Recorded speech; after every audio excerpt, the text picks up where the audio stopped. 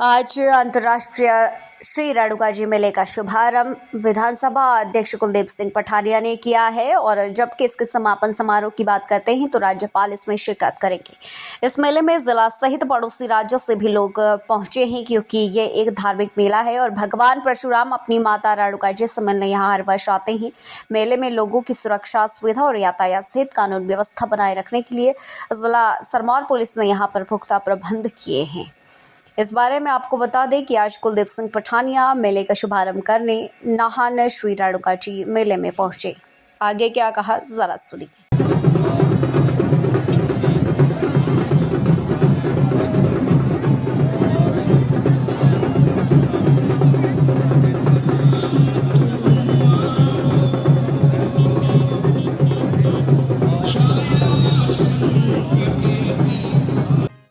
पालमपुर के कारोबारी निशांत शर्मा मामले को लेकर आज हिमाचल प्रदेश हाई कोर्ट में सुनवाई हुई, जिसमें मुख्यतः 4 बिंदुओं पर बहस हुई। सरकार की ओर से एडवोकेट जनरल ने मामले को लेकर स्टेटस रिपोर्ट हाई कोर्ट में दाखिल की, जिसके बाद हाई कोर्ट ने मामले को लेकर की जा रही जांच का रिकॉर्ड जमा करने के निर्देश सरकार को दिए। मामले को लेकर जानकारी देते हुए एडवोकेट जनरल अनूप रत्न ने बताया कि कोर्ट के निर्देश पर कारोबारी की शिकायत पर कांगड़ा में एफआईआर दर्ज की गई है और डीएसपी रैंक का अधिकारी इस मामले की जांच कर रहा है। अब सरकार ने एएसपी रैंक के अधिकारी से मामले से जांच करवाने का कोर्ट में आश्वासन दिया है। साथ ही कोर्ट ने जो जांच के रिकॉर्ड मांगे हैं उसकी प्रतिलिपि भी सरकार 1 से 2 दिन में कोर्ट में जमा करवाएगी और कारोबारी की सुरक्षा को लेकर भी सरकार ने कोर्ट में आश्वासन दिया है कि कारोबारी को 2 कांस्टेबल सुरक्षा के लिए मुहैया करवाए गए हैं। निशांत शर्मा मामले में आज जो कार्रवाई हुई उसमें 4 मुख्य बिंदु रहे। पहला, मामले में एसपी कांगड़ा ने स्टेटस रिपोर्ट दायर की। उस स्टेटस रिपोर्ट में बताया गया कि हमने एफआईआर दर्ज करके कार्रवाई शुरू कर दी थी तथा उसकी जांच हमने एक डीवाईएसपी रैंक के अधिकारी को सौंपी है।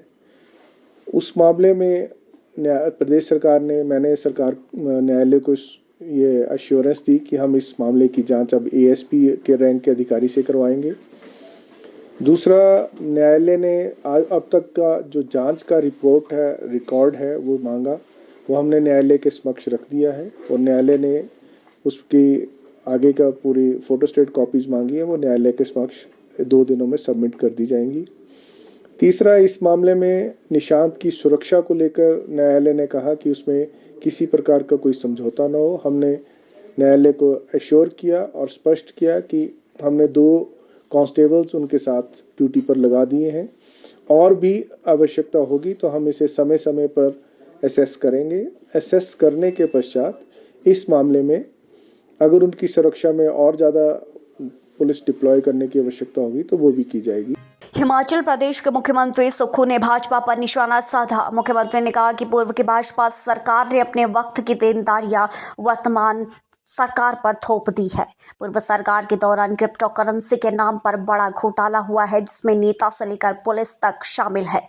सरकारी भर्तियों में घोटाला हुआ, हिमाचल स्टाफ सिलेक्शन बोर्ड की भर्तियों में गड़बड़ झाला हुई, पुलिस कांस्टेबल पेपर में गड़बड़ी हुई और पूर्व की बीजेपी सरकार आंख मूंद कर देखती रही और बहरी बनकर सुनती रही। उन्होंने कहा कि 10 महीने में ही कांग्रेस सरकार ने होटल वाइल्ड फ्लावर हॉल का केस जीता है और 1817 पोस्ट कोड का केस भी जीत लिया। जल्द ही इसका रिजल्ट भी सरकार निकालने जा रही है।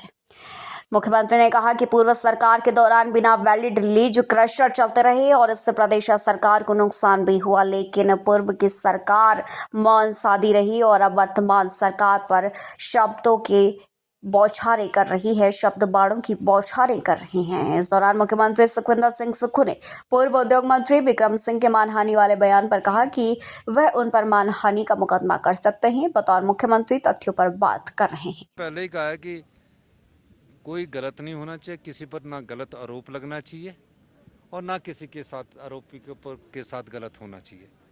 उसकी फैक्ट्स जब आएंगे तो चाहे कानून के सामने कोई मुख्यमंत्री हो, कोई डीजीपी हो, सब पर कार्रवाई संभव है।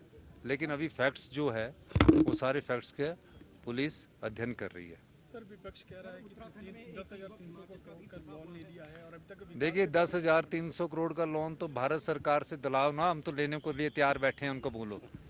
हमारे को तो लिमिट ही उन्होंने 6600 करोड़ की कर दी है। ओल्ड पेंशन के कारण उन्हें 1780 करोड़ रुपए हमारे रोक दिए जो हमारे लोन में मिलना चाहिए। 10,000 करोड़ रुपया अगर लोन में इस फाइनेंशियल ईयर में हमने कहा है कि 4400 करोड़ रुपया लोन लिया है और हमारी लिमिट ही सिर्फ 6600 करोड़ रुपया है। मतलब इस हमारी लिमिट ही 6600 करोड़ रुपया, तो 10,000 करोड़ रुपया लोन कहाँ से ले लिया। कोचिंग के क्षेत्र में अपनी अलग पहचान बना चुका BRC इंस्टीट्यूट करवाता है +1 +2 medical, non medical, JEE mains, advance NEET की कोचिंग।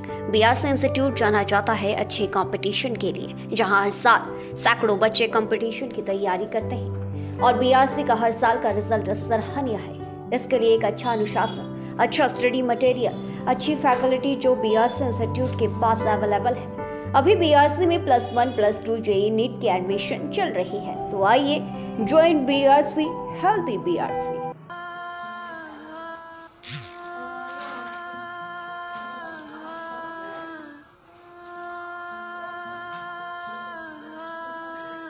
घर से दूर होकर भी दिल को हमेशा ये एहसास रहता है, उनका प्यार और फिक्र हमेशा मेरे साथ रहता है। भूषण ज्वेलर्स, अनमोल रिश्तों के लिए।